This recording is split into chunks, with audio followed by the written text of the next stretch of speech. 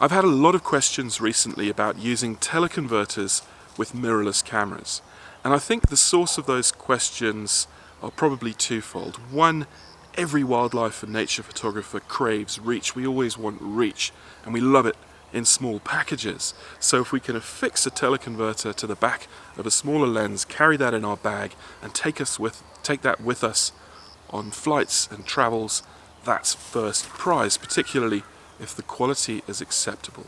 And then the second part of that question relates to using it on mirrorless cameras, particularly in my case with the R5.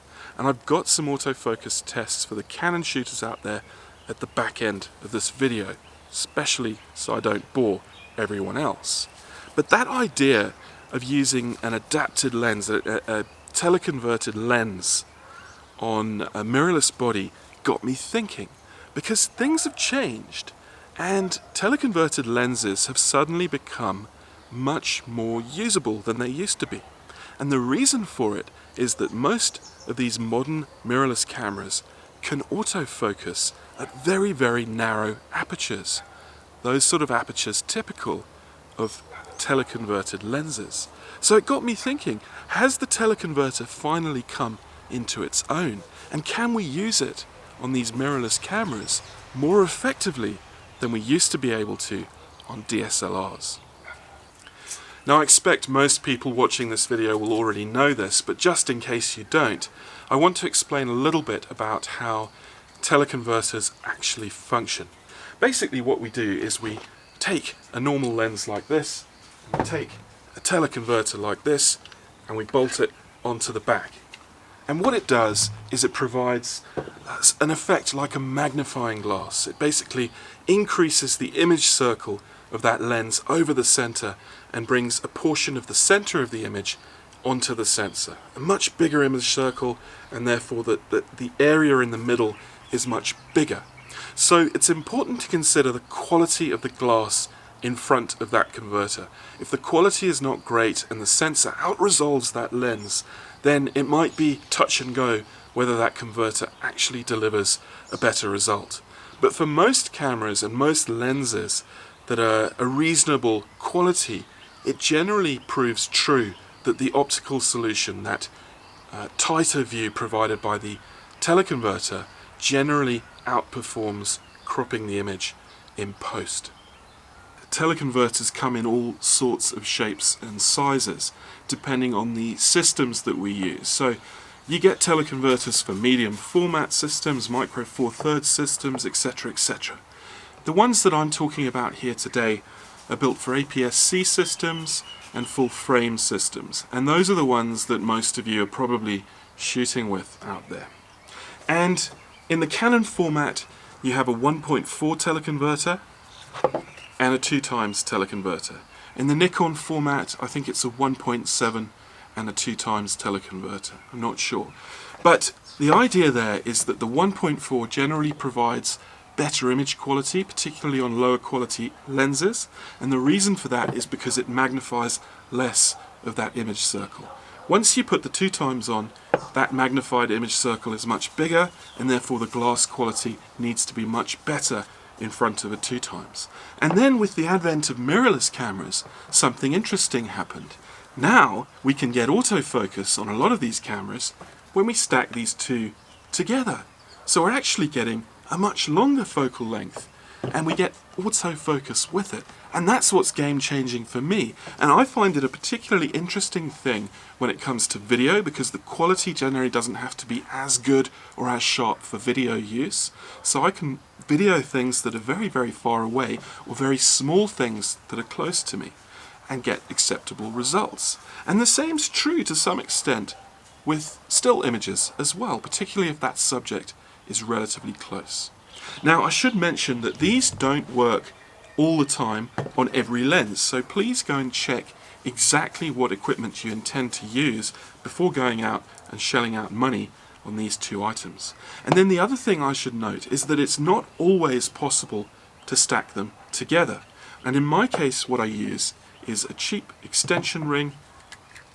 This is a 12mm Kenko extension ring, and what I do is I place that between the glass elements just to give them a bit of space so they don't touch each other. And that's an important consideration too. Please do your research before buying anything. I think it's always important to mention at least the effects of using teleconverters on the wrong kind of lens. So if you use teleconverters, particularly stacked teleconverters, they're going to reduce the size of the aperture. And effectively what that does is introduce something known as diffraction blur. So if I was to use, for example, stacked teleconverters on an f8 or an f11 lens, let's say, like these new RF lenses that Canon has introduced, the chances are that that aperture, that very, very narrow aperture, is likely to introduce some kind of diffraction to my image. So when we use teleconverters, we need to have that in mind and think about whether it's appropriate to use it on the particular lens that we're using at that time. It's always worth talking about intended output when we take a picture. And that's especially true when we consider whether we want to use a teleconverter or not, simply cropping in post. If the intention is to use this image in a small display output, a small format, let's say a very small print in social media or on the web, we don't need to go to the trouble of actually fixing a teleconverter to the back of the lens. By all means, just crop in. You'll probably notice absolutely no difference whatsoever. But if the intention is to try and get the best possible result from your photograph, or even go further to crop in on that teleconverted image, then I think it's paramount, it's absolutely vital that we take the time to change focal lengths and use an optical crop instead.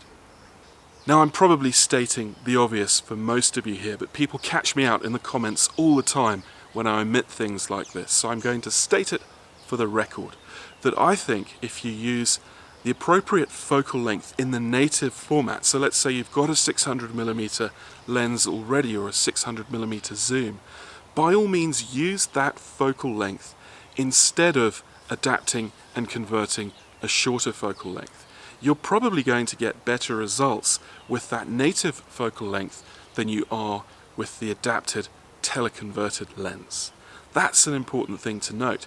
But I will also say that depending on the optical quality of those lenses, it might actually be important to make a test of your particular lenses to make sure that what you think is true is actually true. It may be the case that a really high quality shorter lens and a really high quality teleconverter could potentially deliver better quality. So check it out, please. Don't just take my word for it. Most of you probably know that teleconverters introduce one massive positive and a number of negatives to our shots. The positive is focal length, something that wildlife photographers absolutely crave. We love focal length, especially focal length in small packages. The downside though is typically we reduce the aperture available to us. That means we often have to shoot at lower shutter speeds or at higher ISO and introduce noise into our shots. The second downside with teleconverters is sometimes they degrade the image quality of the naked lens by adding those extra glass elements at the back. And then finally, they can often make the focus speed slower in our cameras. So we have to balance all of that out when we make the choice whether we use a teleconverter or whether we don't.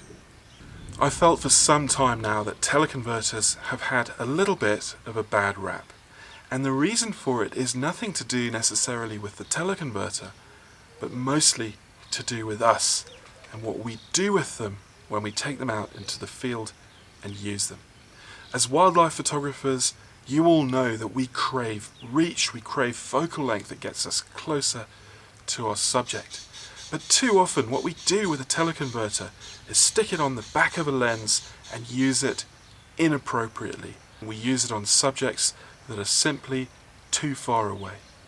In lots of conditions, it doesn't matter how long our lens is, it won't help us because the air mass between our glass at the front of the lens and our subject in the distance is too disturbed to render a good, sharp image.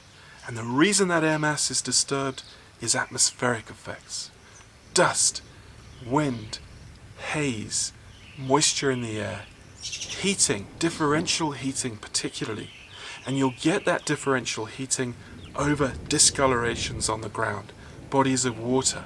And all of that is rolled up and magnified by this increased focal length caused by adding a teleconverter.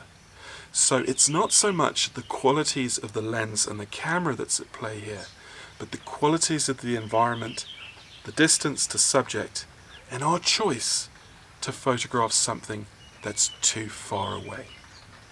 And I'm sad to say that there's no constant. We can't define how far is too far, because it varies every day, every season, and all over the world. Your conditions in your particular area are going to be different to mine because the weather's different. So for example, in South Africa in the winter time, we typically have really cold, stable-aired nights with no wind.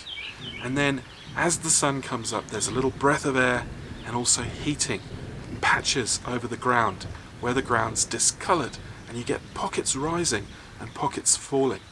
So we can typically photograph subjects that are further away before dawn in that cold, stable air than we can after dawn, after the sun comes up over the horizon and starts disturbing the air mass.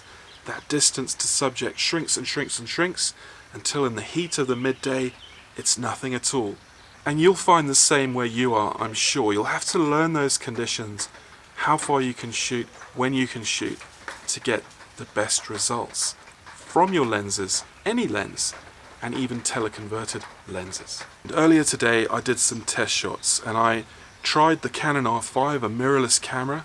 Fantastic camera. That's the thing that really blows me away about it is the ability to focus using all of these points across the frame at really narrow apertures. That wasn't possible before, and these teleconverters now have a real game-changing role to play with mirrorless cameras. If they can focus fast enough, and I think they can for most photography except the most demanding bird and flight photography, they're really useful things to have in your camera bag.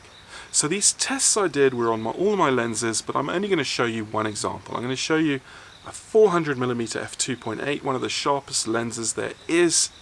I'm going to compare that cropped to the same framing as my stacked teleconverters, so 1.4 plus a 2 times on that 400 2.8 to render it a 1120mm lens.